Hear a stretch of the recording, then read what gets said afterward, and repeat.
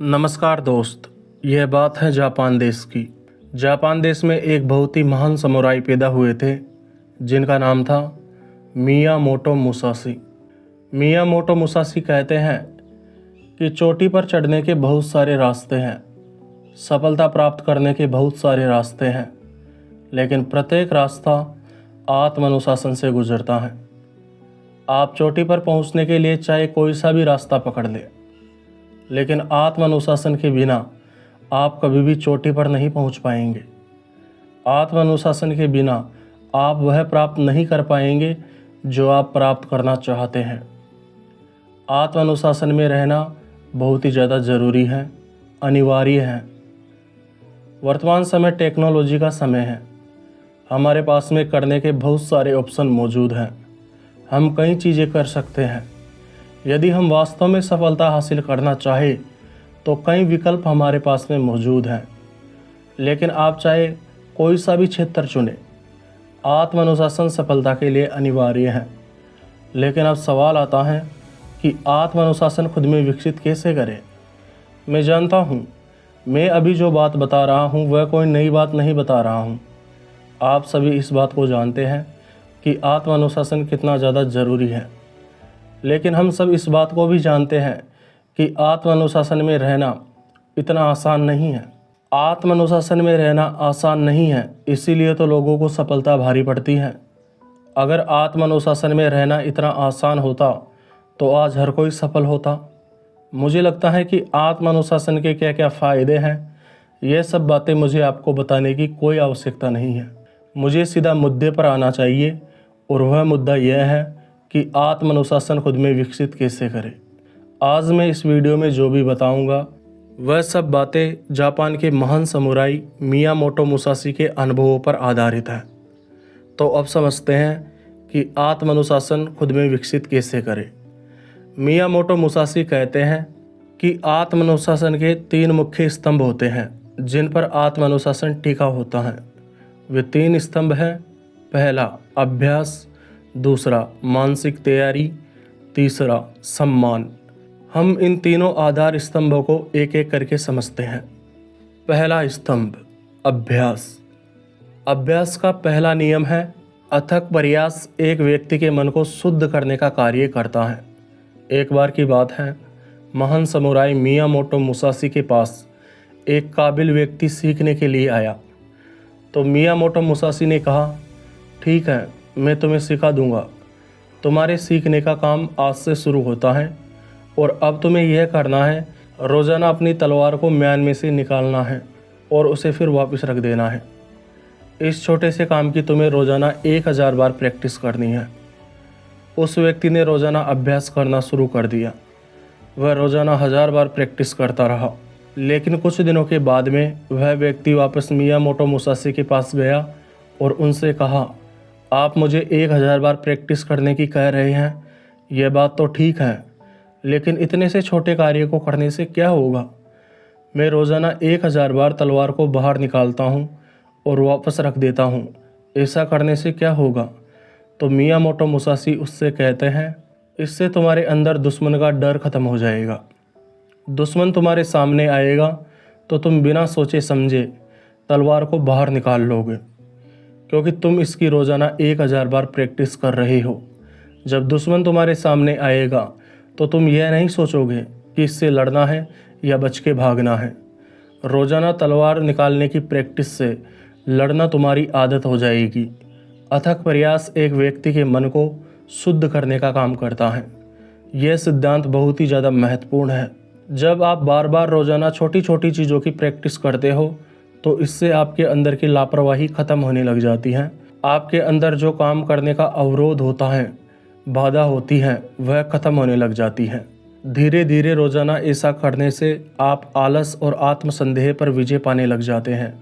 उदाहरण स्वरूप, यदि आपको खुद में रोज़ाना एक्सरसाइज करने की आदत विकसित करनी है तो आपको रोज़ाना कुछ समय के लिए ही सही, भले ही 1 मिनट के लिए ही सही, रोज़ाना प्रैक्टिस ज़रूर करनी है। आप में से प्रत्येक इंसान 1 से 2 मिनट एक्सरसाइज करने का अनुशासन तो खुद में विकसित कर ही सकता है। यह मत सोचो कि 1 से 2 मिनट एक्सरसाइज करने से क्या होगा, तुम बस करते रहो। जब तुम ऐसा करते रहोगे तो तुम्हारे दिमाग की लापरवाही धीरे धीरे ख़त्म होने लग जाएगी और तुम धीरे धीरे एक्सरसाइज करने लग जाओगे। फिर अभ्यास करते करते तुम एक दिन एक्सरसाइज करने का आत्मानुशासन खुद में विकसित कर लोगे। आप शुरुआत 1 मिनट से कर रहे हैं, लेकिन यह 1 मिनट बढ़ाते बढ़ाते आप में आत्मानुशासन विकसित हो जाता है। अभ्यास का दूसरा नियम है, काम करने से पहले नमस्कार करो। जापानी समुराई जब भी अपना काम शुरू करते हैं तो वे सबसे पहले 3 चीज़ों को नमस्कार करते हैं। पहला नमस्कार वे अपने गुरुजी को और साथियों को करते हैं। दूसरा नमस्कार वे उन उपकरणों को तथा औजारों को करते हैं जिनका इस्तेमाल वो अभी करने वाले हैं। और तीसरा नमस्कार वे उस जगह को करते हैं जहाँ पर वे अभ्यास करते हैं। ऐसा करने से कठिन अभ्यास भी ध्यान में बदल जाता है। हम में से अधिकतर लोग काम को करने से चिढ़ते हैं, काम को करने के बजाय आराम चाहते हैं। हम सोचते हैं कि अरे यार, अभी तो इतना सारा काम करना है, और हम इस बात का तनाव हमारे दिमाग में पैदा करते रहते हैं, जिसकी वजह से हम बहुत जल्दी थक जाते हैं और सही से काम को नहीं कर पाते। जब भी आप काम करने बैठे तो एक गहरी सांस लें और अपने मस्तिष्क को शांत करें और खुद को यह बताएं कि आपको यह काम करने का सुनहरा मौका मिला है। खुद को यह बताएं कि आप बहुत भाग्यशाली हैं कि आपको यह काम करने का मौका मिला। अपने इस काम को नमस्कार करो और इसका धन्यवाद व्यक्त करो। ऐसा करने से आपका मानसिक तनाव कम होगा और आप अपने काम में ज़्यादा रुचि ले पाएंगे। अभ्यास का तीसरा नियम है, आधारभूत चीज़ों को ध्यान में रखो। किसी भी फील्ड में या किसी भी काम में एक्सपर्ट बनने के लिए उस फील्ड की या उस काम की मूल बातों की प्रैक्टिस बार बार करनी चाहिए। आप गणित सीख रहे हैं, विज्ञान सीख रहे हैं, हिंदी सीख रहे हैं, खुद में कुछ योग्यता विकसित करने की कोशिश कर रहे हैं, कुछ भी सीख रहे हैं, आपको मूलभूत बातों को हमेशा ध्यान में रखना चाहिए। मूल बातों को बार बार पढ़ना चाहिए या मूल बातों का बार बार अभ्यास करना चाहिए। आत्मानुशासन का दूसरा स्तंभ है मानसिक तैयारी। मुसाशी कहते हैं कि अपने आप को अनुशासित रखने के लिए अपने आप को 3 चीज़ें सिखाओ। पहली चीज़ स्पष्टता, दूसरी चीज़ शांति और तीसरी चीज़ साहस। मानसिक तैयारी के 3 नियम होते हैं, उन्हें समझते हैं। पहला नियम, दुख से डरना बंद कर दो। हमेशा अपने दुख दर्द से भागने का प्रयास करना आपको कमज़ोर बनाता है। हमेशा सुख सुविधाओं का भोग करने की इच्छा हमें कमज़ोर बनाती है। दुख से दूर भागने का प्रयास मत करो। इससे मेरा मतलब यह नहीं है कि दुख आए और तुम उससे लड़ने के बजाय उसके दर्द को सहने लग जाओ और उसे दूर करने का प्रयास ही ना करो। दुख से भागने का प्रयास ना करने से मेरा मतलब है कि तुम अपने दुख दर्द से डरना बंद कर दो, उनके सामने हार मानना बंद कर दो। इसके बजाय तुम उनका सामना करो। दुख से भागने का प्रयास करने से मेरा मतलब है कि तुम अपने दुख दर्द से डरना बंद कर दो, उनके सामने हार मानना बंद कर दो। इसके बजाय तुम उनका सामना करो। जब तुम उनका सामना करोगे तो तुम एक मजबूत इंसान बन जाओगे। लेकिन अगर तुम उनसे डर के भागते रहोगे, उनसे बचते रहने की कोशिश करते रहोगे, तो तुम एक कमज़ोर इंसान बनने लग जाओगे। सोराई नाम का एक समुराई था। वह काफ़ी मेहनत के द्वारा तथा काफ़ी दर्द झेलकर एक वीर योद्धा बन गया। उसे एक राज्य का जनरल बना दिया गया। जब वह राज्य का जनरल बना तो उसने अपनी प्रैक्टिस करना बंद कर दी और वह सुख सुविधाओं से मोहित हो गया। वह अच्छा खाना खाता, अच्छे और मुलायम बिस्तर पर सोता, सारा दिन सुख सुविधाओं में गुजारने लग गया। वह अपना पूरा दिन मज़े में बिताने लग गया। एक दिन उसे अपनी इस गलती का एहसास हुआ। उसने सोचा कि अरे यह क्या हो गया, मैं काम करने से, मेहनत करने से कतराने क्यों लग गया हूँ। इन सुख सुविधाओं के चक्कर में मैं अपना कर्म करना ही भूल रहा हूँ। जैसे ही उन्हें अपनी गलती का एहसास हुआ, उन्होंने तुरंत सब सैनिकों को बुलाया और उनके सामने अपने बिस्तर में आग लगा दी।